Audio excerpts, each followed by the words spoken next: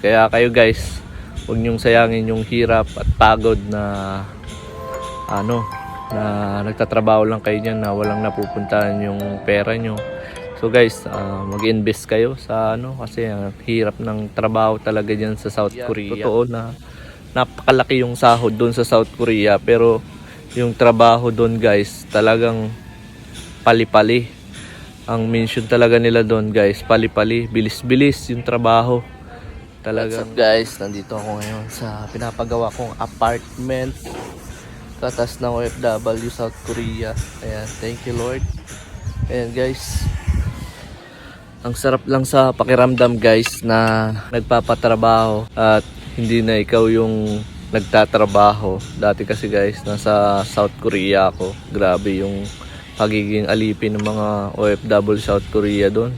Basta pag sinabi ni Panjang na gawin mo yan kahit napakahirap, para kang doon, gagawing alipin guys. Pag hanggat kaya mo yung trabaho, ipapagawa sa'yo. Naranasan ko yun doon sa South Korea. Yung parang kahit wala silang tiwala sa'yo. Ang tingin lang nila sa'yo ay trabahante dun sa kumpanya namin. Yan.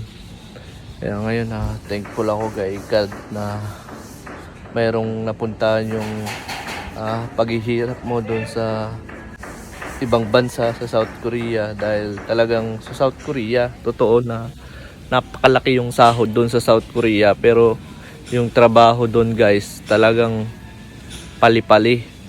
Ang mention talaga nila doon guys, pali-pali, bilis-bilis yung trabaho.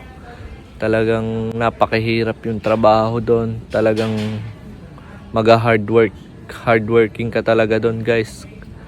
Talagang yung buhay mo doon guys sa Korea, trabaho yan, pero sa tulong at biyaya ng Panginoon na nakakayanan mo yung hirap at doon, yung mga mga trial sa trabaho guys. Yun yung lagi kang walang tiwala sa iyo yung boss mo. Pag bago ka lang sa kumpanya ay parang walang parang binabaliwala ka lang, pero pag nagtagal ka, nakuha na nila yung loob mo, yung loob nila ng boss mo, papagkatiwalaan ka na sa trabaho, na magaling ka na, doon lang sila magtitiwala sa iyo. Yung ganun yung style ng mga sadyang doon sa Korea guys.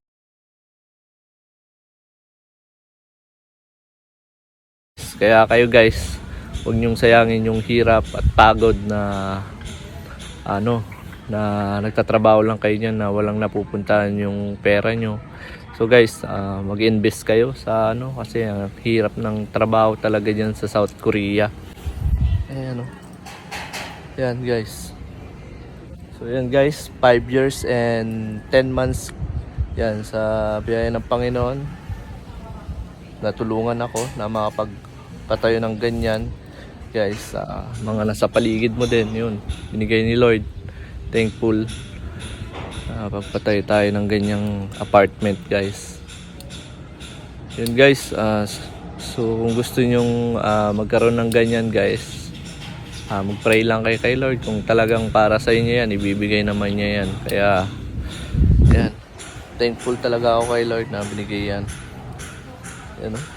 Thank you for watching guys, at sana ay na-inspire kayo kahit kaunti lang, at napagbigay ng inspirasyon na makapagpatayo din kayo ng ganitong simpleng business lang, pero napakamahal yung mga materials niyan. Yun, thank you for watching guys. Sana ay nasa mabuti kayong kalagayan.